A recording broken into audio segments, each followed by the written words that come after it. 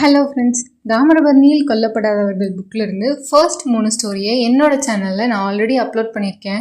அதை பார்க்காதவங்க மறக்காமல் போய் அதை பார்த்துட்டு வந்துடுங்க. இப்போ அதோட 4th ஸ்டோரி பார்க்கலாமா? தட்டான் பூச்சிகளின் வீடு. சாமி கும்பிட்றது, சாமி ஆடுறது, சாமிக்கு பூஜை செய்கிறது, ப்ரேயர் பண்ணுறது எதுவாக வேணாலும் இருக்கட்டும். நம்ம எல்லாருமே நம்ம சின்ன வயசில் அதே மாதிரி ஒரு இன்சிடெண்ட்டை ஒரு விளையாட்டாக எடுத்து விளையாடிப்போம் இல்லையா? அப்படிதான் இங்க 2 சின்ன பசங்க ஒரு சாமி வச்சு அதுக்கு திருவிழாவும் நடத்தி இப்போ அந்த திருவிழாக்கு 2 ஆடு பலி கொடுக்கணும். ஆனா ஆடு எப்படி இவங்களால பலி கொடுக்க முடியும்? அதுக்கு பதிலா இவங்க என்ன செஞ்சாங்கன்னு பார்க்கலாமா? இந்த குட்டி பசங்களுக்கு அந்த புக்ல எந்த பேருமே வைக்கல. அதனால இந்த குட்டி பசங்களுக்கு நானே ஜோ, பரியன் அப்படின்னு 2 அழகான பேரை வச்சுக்கிறேன். கொடை நடத்தியாச்சு, இப்போ பலியாடுக்கு நம்ம எங்க போறது அப்படின்னு ஜோ கேட்க, இதோ என்கிட்ட 3 ஆடு இருக்கு, உனக்கு வேணும்னா உன்னை கடனை எடுத்துக்கோ, அதை நீ எனக்கு திருப்பி கூட தர வேண்டாம் அப்படின்னு பரியன் சொல்றான். சாமி தான் தட்டாம்பூச்சியை பழி கொடுக்க சொன்னுச்சு. இப்போ நீ பழி கொடுக்கலன்னா உன் வீட்டுக்கு பாம்பு வரும், வால் அருந்து போன பள்ளிலாம் வரும், பாத்துக்க அப்படின்னு பரியன் சொல்ல, சாமிலாம் அப்படி சொல்லியிருக்காது, நம்ம வேணா வெண்டைக்காய் பழி கொடுக்குமா? ஏன்னா வெண்டைக்காய்க்கும் தலை இருக்கு, அதை வெட்டினாலும் வெள்ளை கலர்ல ரத்தம் மாதிரி வரும். நான் வெண்டைக்காவை பலியிட்டாதான் இங்க இருப்பேன், இல்லைன்னா நான் இங்க இருந்து கிளம்பிடுவேன் அப்படின்னு ஜோ சொல்ல, சரி சரி நம்ம வெண்டைக்காவே பலி கொடுப்போம். ஆனா இந்த தட்டாம்பூச்சி என்ன செய்யறது? நான் தான் இதோட ரெக்கையை ஆல்ரெடி பிடிச்சு கசக்கி விட்டேனே, இதனால இனிமேல் பறக்க கூட முடியாது. சரி, இது அப்படியே அந்த முள் மரத்துல வச்சிருந்தா கூட சுந்தரி அக்காவோ கனியம்மாலோ வந்து இதை சொடல மாடனுக்கு பலி கொடுத்துட்டா அப்போ என்ன செய்யறது அப்படின்னு பரியன் கேட்கறதுக்கு, சரி நம்ம அப்போ இதுக்கு ஒரு வீடு கட்டலாம், வீடு கட்டிட்டு யாருக்கும் தெரியாம இதை அதுக்குள்ள வச்சிடலாம், தட்டாம்பூச்சிகளின் வீடு எப்படி அப்படின்னு ஜோ சொல்ல, இப்படிதான் அவங்க இந்த வீட்டை கட்டுறதுக்கு முடிவு செஞ்சாங்க. இப்போ என்ன பிரச்சனைனா, இதுல யாரு கொத்தனார் யாரு சித்தாளுங்கிறது தான் பெரும் குழப்பமா இருந்துச்சு. நீ தான் கொத்தனாரா இருக்கணும், நான் பொம்பளை, அதனால எனக்கு வேற வழி இல்லை, நான் தான் சித்தாள்.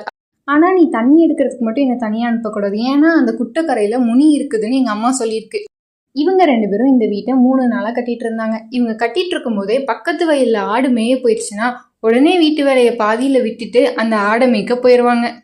யாராவது அந்த பக்கமா வந்தா அவளோட மஞ்சள் துண்டால அந்த வீட்டை மூடி வச்சிருவா. ஏன்னா இந்த வீடு கட்டுறது யாருக்கும் தெரியக்கூடாதுல்ல.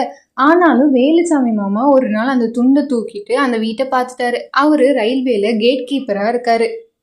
ரயில் தண்டவாளத்துக்கு பக்கத்துல வீடு கட்டுறதுங்கிறது ஒரு பெரிய குத்தம். நான் நினைச்சா உங்க 2 பேத்தையும் பிடிச்சு கொடுக்க முடியும் போலீஸ் கிட்ட அப்படின்னு வேலுசாமி மாமா ஒரு அதட்டுனாரு. முதல்லையே ஜோ அழுதுட்டா. நான் வெறும் சித்தாள் தான் சார், இவன் தான் கொத்தனாரு அப்படின்னு பரியனை மாட்டி விட்டுட்டு அவ இன்னும் அழுக ஆரம்பிச்சிட்டா. இப்போ பரியனும் சேர்ந்து அழுறான். நாங்க எங்களுக்காக இந்த வீட்டை கட்டல, தட்டாம்பூச்சிகளுக்காக தான் கட்டணும் அப்படின்னு அழுதுகிட்டே சொன்னான். அழுகாதீங்க, உங்களை நான் போலீஸ் எல்லாம் காட்டி கொடுக்க மாட்டேன். ஆனா எனக்கு ஒரு 2 கண்டிஷன் இருக்கு. நீங்க இந்த வீட்டை கட்டி முடிச்சு இதுக்கு பால் காய்க்கும் போது கண்டிப்பா என்னை இன்வைட் பண்ணணும். அதே மாதிரி நீங்க என்னை இன்வைட் பண்ண வரும்போது எனக்கு ஒரு சுருட்டும் வாங்கிட்டு வர வேணும் அப்படின்னு வேலுசாமி மாமா சொன்னாரு. மறுபடியும் அவங்க இந்த வீட்டை கட்ட ஆரம்பிச்சாங்க. வாழை மரத்துல செம்மண் ஒட்டாம வலிக்கி விழுறத பார்த்து ரொம்ப கோபமாயிட்டா ஜோ. இன்னொரு தடவை இது வலிக்கி விழுந்துச்சுன்னா நான் கொத்தனாராயிருவேன், நீ தான் சித்தாள் பாத்துக்க அப்படின்னு கோபமா இவன் தலையில ஒரு கொட்டு கொட்டுறா. ரொம்ப சரியா சொல்லணும்னா அந்த வீட்டை அவங்க 3வது நாளே கட்டி முடிச்சிட்டாங்க. ஒரு கருவேல மரத்துக்கு அடியில பச்சை குழந்தை கிடக்குற மாதிரி அந்த வீடு கிடந்துச்சு. அந்த வீட்டோட அழகை அப்படியே பார்த்துட்டு இருக்கும் போதே பரியனுக்கு ஒரு முத்தம் கொடுத்தா ஜோ. முத்தம் கொடுத்துட்டு அவளோட நீல கலர் அரசாங்க பாவாடையில பரியனோட கன்னத்துல இருந்த எச்சியை தொடச்சும் விட்டா. ஆனா அவன் அந்த எச்சி எனக்கு தொடச்சு விட்டுருக்காமலே இருந்திருக்கலாம்ல. இனி வீட்டுக்கு பால் காய்ச்சதான் வேணும், ஆனா வேலுசாமி மாமா கூப்பிடணும்ல அப்படின்னு எங்களுக்கு ஞாபகம் வருது. சுருட்டு வாங்குறதுக்கு இவங்களுக்கு காசு இல்லை, அதனால இவங்க கொண்டு வந்த இட்லியை அவங்களுக்கு கொடுத்து இன்வைட் பண்ணலாம் அப்படின்னு வேலுசாமி மாமாவை தேடுறாங்க. எங்க தேடினாலும் வேலுசாமி மாமா இவங்களுக்கு கிடைக்கல. அதனால இவங்களே பால் காய்ச்சிக்கலாம் அப்படின்னு முடிவு செஞ்சாங்க. பால் இல்ல, இவங்க மோர் தான் காய்ச்சினாங்க. ஏன்னா இவங்க கொண்டு வந்த தூக்குச்சட்டியில மோர் தான் இருந்துச்சு. அந்த மோரை ஒரு சிரட்டையில வச்சு இவங்க பால் காய்ச்ச ஆரம்பிச்சாங்க. ஆல்ரெடி சூடண்ட பால் அடைச்சு ஆச்சிமுத்தா கோவில் ஆலமர பொந்துல பத்திரமா பாதுகாப்பா இவங்க வச்சிருந்த அந்த தட்டாம்பூச்சிகளை எடுத்துட்டு வந்து இங்க தங்க வைக்கணும், அவ்வளவுதான். எனக்கு ரொம்ப சந்தோஷமா இருந்துச்சு. இங்க பாருங்க, நாங்க தட்டாம்பூச்சிங்களுக்கு வீடு கட்டியிருக்கோம், கொஞ்சம் நின்று பார்த்துட்டு போங்க அப்படின்னு அந்த தண்டவாளத்துல போற ரயில் பின்னாடி கத்திக்கிட்டே போனாங்க. ஏற்கனவே இவங்க வச்சிருந்த டப்பா மேல கரையானும் எறும்பும் ரொம்ப சூழ்ந்திருந்துச்சு.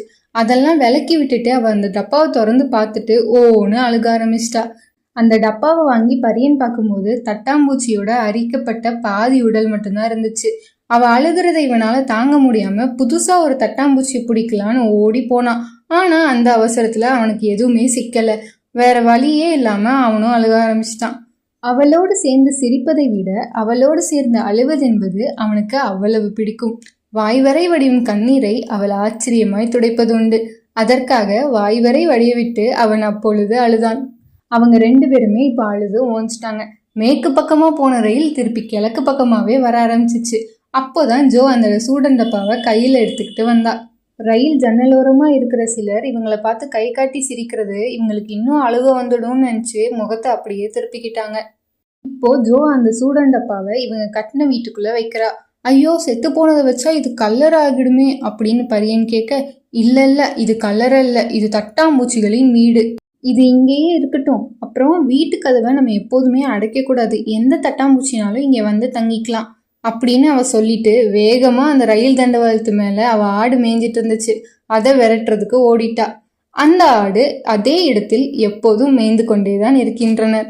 அவ்வளோதான் ஃப்ரெண்ட்ஸ். வேற ஏதாவது புக்ல இருந்து உங்களுக்கு ஸ்டோரி வேணும்னா மறக்காம கமெண்ட் பண்ணுங்க. அந்த புக்கை ரீட் பண்ணி அதில் இருக்கிற ஸ்டோரியை உங்களுக்கு நான் ஷேர் பண்றேன். தேங்க்யூ.